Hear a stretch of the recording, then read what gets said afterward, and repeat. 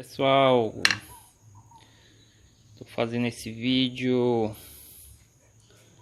Queria mostrar o motor da Fan 125 2008 aqui. O cliente estava se reclamando de um batimento estranho que tinha, que ele achava que era biela.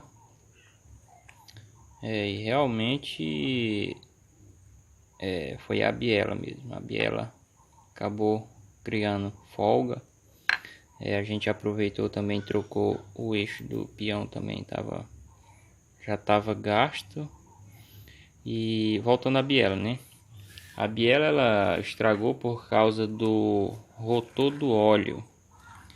Rotor do óleo que acabou folgando a polca que fica aqui atrás.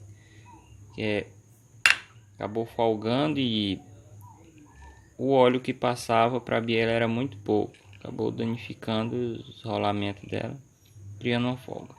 Só dar uma pausa aqui que eu quero pegar aqui o rotor do óleo para mostrar para vocês, tá?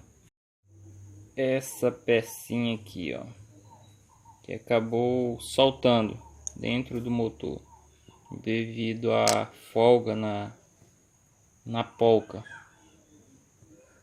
Ó, ainda tá do mesmo jeito que eu tirei, ó. Esse aqui é o chamado rotor do óleo.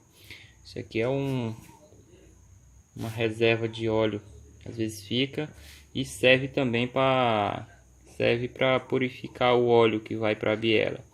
Acaba ficando alguma sujeira aqui nas laterais por dentro, para não passar muito resíduo de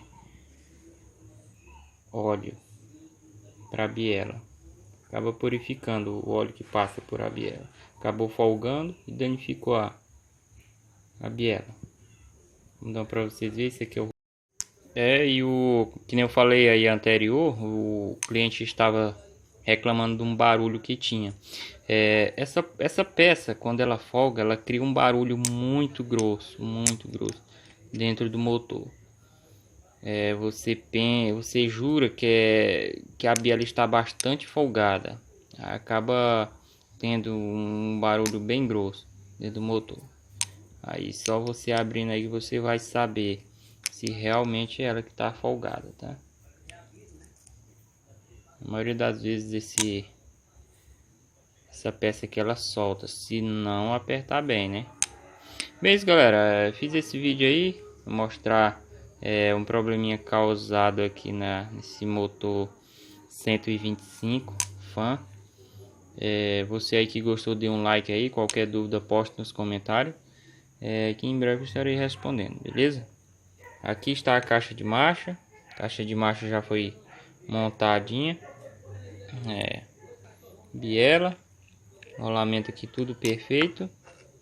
E bem, galera, qualquer coisa aí poste nos comentários aí embaixo, que eu estarei respondendo, beleza? Então falou.